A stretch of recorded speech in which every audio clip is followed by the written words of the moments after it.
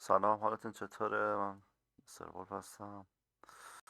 میخواستم امروز طبق گفته دوستمون تنظیمات استریممو واسهتون نشون بدم که باشه تنظیماتی من استریم دارم میکنم. خیلی میگن که من باگیم فلانیم مشکل داریم نمیشه لگ میشیم، چیکار کنیم؟ کیفیتمون پایینه، چیکار کنیم که کیفیتمون باید تا نرمال برسه؟ خب این قسمت جنرال هستش که چیز عادی مثل نرمال دیگه، تنظیم ستینگ عادی دیفالت خود OBS. یه استریم هم که لینک اونایی که استریم میذارن هر سایتی که بخوای میذاری، بچه ها بلدن خودشون.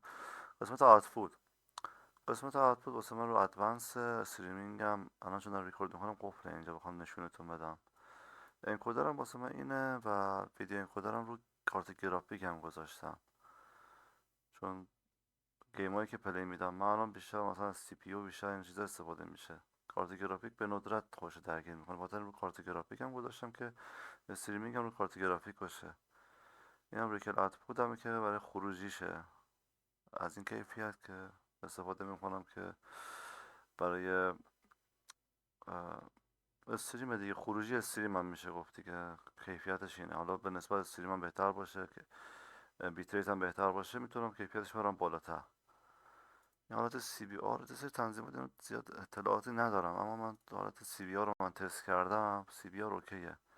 این بیت ریت بر اساس سرعت نتی که داری دیگه، هر کسی که سرعت نت بالاتره بذار رو 3000 3500 به بالا یا 4000.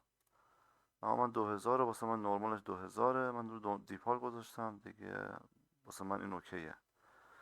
هم کی فریمشه صفر اتو، این کوالیتی کیفیتته که بالانس نرمال، اسپید سریعتره، پلان تنظیمات واسه اف پی اس این چیزا باید باشه احتمال زیاد. بعد پروفایل که دیگه دستش من نزدم. خلاص قسمت آدیو که واسه ما همش دیفالته، هیچ چیزی دستکاری نشده. قسمت ویدیو اینم خروجیه دیگه، اینم این دیفالت خود چی میگن اسکرین OBS هستش. اینم اوتپوت خروجیه، خروجی که مثلا واسه استریم میده، کیفیت استریمت اینه. اگه کیفیت FPS مانیتورت بالاتر باشه از 60 بالاتر میتونی بذاری، اما من 30 نرمال گذاشتم که نه زیاد بالا باشه نه زیاد پایین باشه واسه من. خلاصه این بود تنظیمات من. اینم که هاتکیاشه که بخوای ست کنی، که دیگه من هیچ کدوم دستکاری نکردم دیگه، این هر کدوم هم که واسه نت دیگه.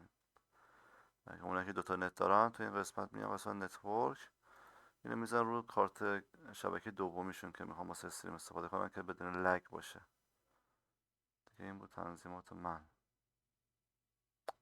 نه استریم دیلی گذاشتم نه چیز دیگه، همین چیز چیز سختی نبود واسه من تنظیماتش، بستگی به کارت گرافیک خودت داره که اینا رو باید تست کنی که ببینی کدوم یکی واسه تو جوابه. بعضی کارت گرافیک انویدیا دارن فرق میکنه واسه شون چیز دیگه است، ولی من AMD دارم رو این گذاشتم.